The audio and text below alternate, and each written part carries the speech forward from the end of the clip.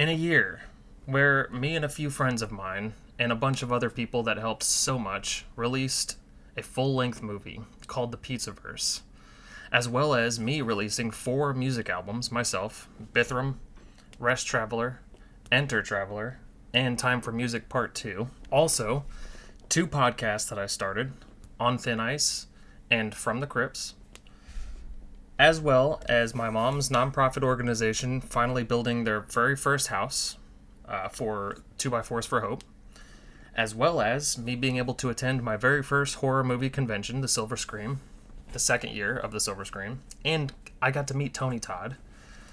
Also, I moved halfway across the country this year. I mean, it's been a wild year, and I can't even put into words how much of a roller coaster and how positive of a year it's been. It was a little bit rough at the beginning, I'm not gonna lie, and I definitely hit some low points, I'm not gonna lie there either. But I think, you know what, that comes with every year. I don't think that anybody gets through a single year without hitting some low points and without going through some stuff. Overall, it was a very good year for me. I think we got through the year pretty well. I think I accomplished more this year in 2023 than I did in a lot of years, honestly. I've managed to get through a lot of stuff and put out a lot of stuff and begin a lot of stuff. And yeah, it's just been an overwhelmingly positive time, I think. And even the hardships I did have to go through, I think I managed to get through them pretty well with as much dignity as I possibly could have, you know? So, yeah, I mean, I made a lot of friends. I unfortunately lost a few friends, not necessarily through death, but just we parted ways, you know, which sucks because obviously I'll miss them and all that kind of stuff. But at the end of the day, look, got to do what you got to do. The show must go on. You got to keep pushing forward. Do your best. Keep loving people. Keep loving everything. Keep loving life. And I think that overall, this year coming up, 2024, which is the current year we're in, I think we're going to have a good time. Hopefully last year was a little bit of a reflection of what is to come this year. So that being said, let's go ahead and talk about the new year. Happy New Year, everybody.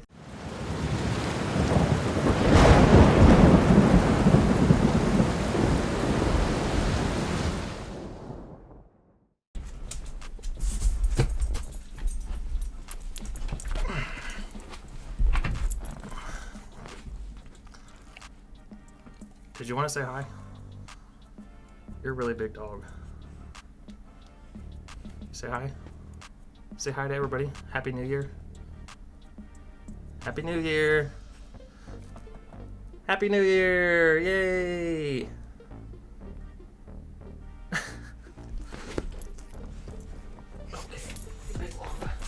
So, I just wanted to discuss a couple of things that I'm personally looking forward to this new year.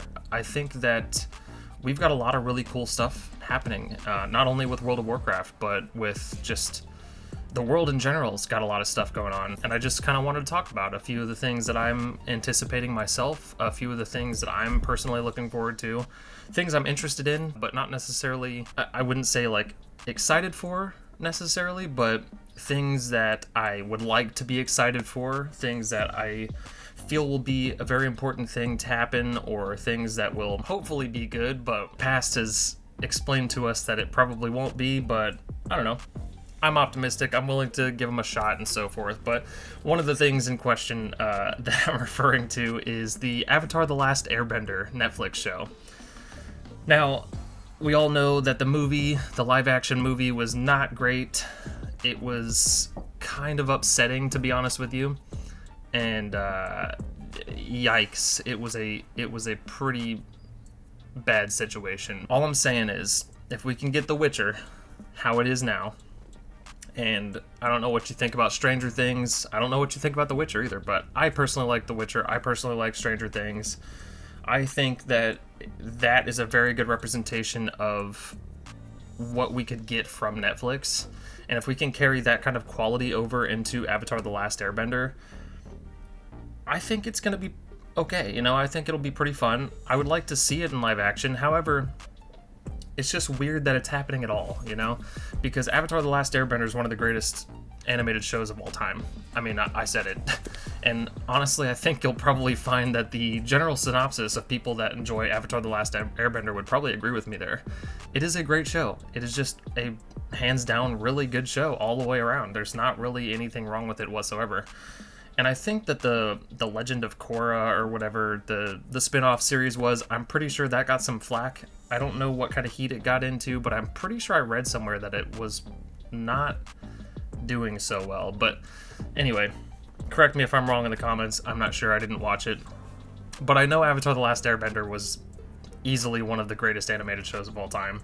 So hopefully they can do it a little bit of justice, as long as we go into it with an open mind that this is not going to be replacing Avatar: The Last Airbender, the animated series, but just something that is going to pay homage to just an awesome show. Then I think we can probably agree it'll be a decent thing. That being said, hopefully that's the case, and we can get a decent Avatar: The Last Airbender live action show. That'd be great. Next, of course, Deadpool 3. I am super looking forward to this, mainly because of the state of the MCU currently is pretty rough, and honestly, there's a lot to be said about the state of the MCU and just Marvel properties in general.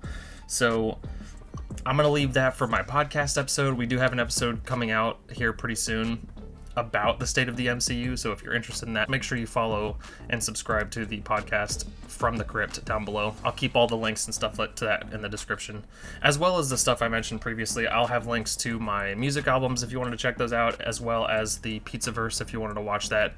It's a stupid funny movie that me and my buddies put out and so forth, but anyway, I digress. The state of the MCU is rough, and we're going to be talking about it in a podcast episode. I think that if anything is going to be able to set it free from its misery is going to be Deadpool 3. Now listen! That's called mother Zug Zug! Zug Zug! You know nothing about that! I think that Deadpool 3 can easily tie up some loose ends. It'll easily be able to bring a lot of the stuff that is bad currently with the MCU into a better light. I think it'll be able to just kind of freshen things up a little bit, because let's be honest, dude, Deadpool has just done a lot for the MCU.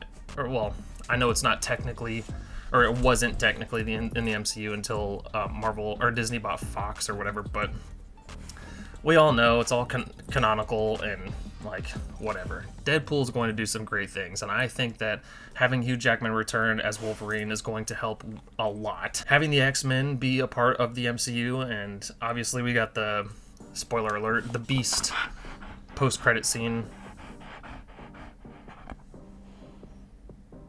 in the Marvels and so forth. Overall, I think Deadpool 3 is going to be a good time. I'm looking forward to it. I can't wait for the X-Men to be put into the MCU finally, and yeah, let's cross our fingers that it's a great one. A couple more interesting things, a little bit of a sidebar, but the Peter Pan novel is going to be put into the public domain here soon. The reason I'm interested about that is because that creates a whole world of things that could be done with Peter Pan. That, and also Steamboat Willie. Steamboat Willie is also being put into the public domain, and I can't wait to see some crazy shit that happens with that too. When Winnie the Pooh got put into the public domain, we got that stupid-ass Blood and Honey horror movie that came out. It was absolutely awful, but it was fun. It was funny, it was stupid, and I like shit like that, okay? And the fact that Steamboat Willie and Peter Pan are now going to be thrown into the mix as well, I can't even imagine the kind of shenanigans that could happen in a Peter Pan or a Steamboat Willie horror movie. Like, what? That's gonna be fun, dude. I'm pretty stoked about that.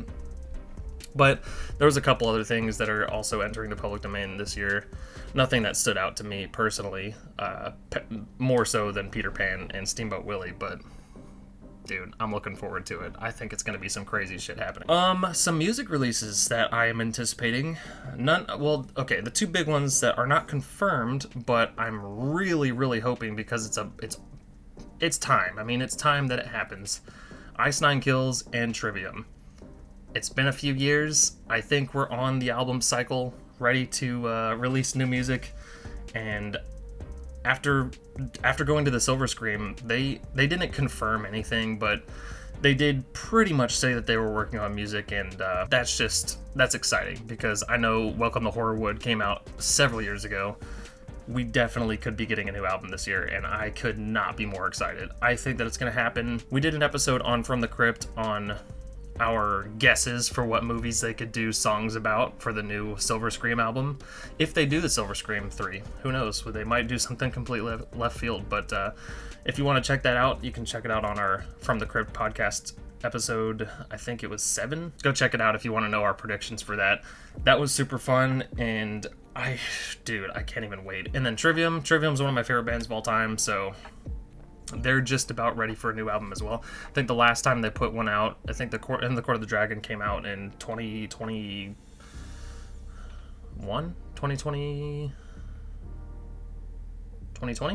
I can't remember, but it came out quite a while ago. We're definitely ready for a new Trivium album. I'm ready for a new Trivium album.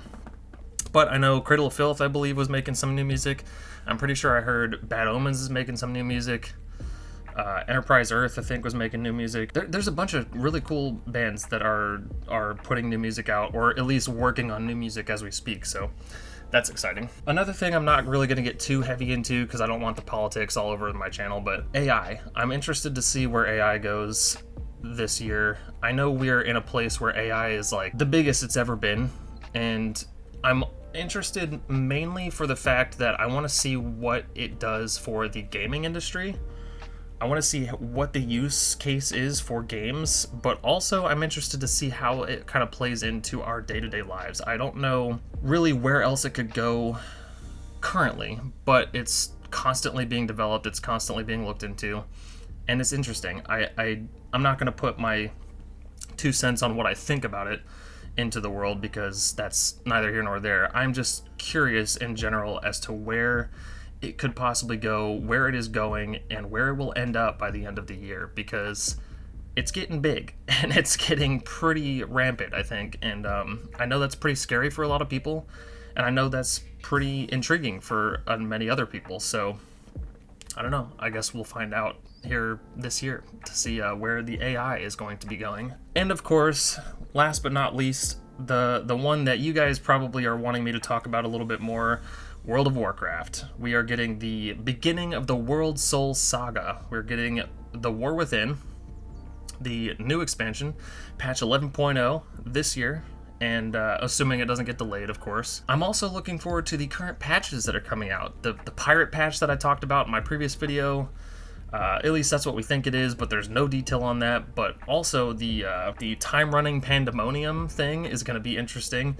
It's called Dark Heart, so I feel like we're definitely going back to Pandaria, especially if you look into Doran's movies, and I'm pretty sure Bellular talked about it a little bit. Like, dude, if we get to go back to Pandaria for some stuff, I'm here for it. You know, if anybody's seen any of my videos talking about World of Warcraft, I've probably mentioned that I love Pandaria, so hopefully we get to go back to Pandaria. I think that'd be great. It's interesting to see how it all ties together to the War Within, though, because I think I agree with Doran's movies, where Xalatath is going to be going to grab all the essences from the old gods, whether she has to do time walking or time travel kind of stuff or whatever to get them, and she's already got 2 of them pretty much. So if she's got to go back to Pandaria to get Yasharaj, dude, we're gonna be Zug.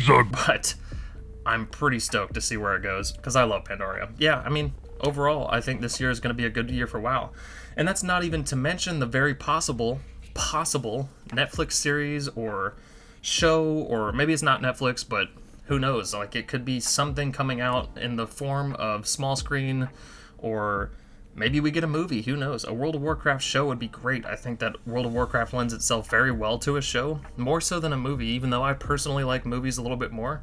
I think World of Warcraft is big enough. Matter of fact, I think it's too big for a movie.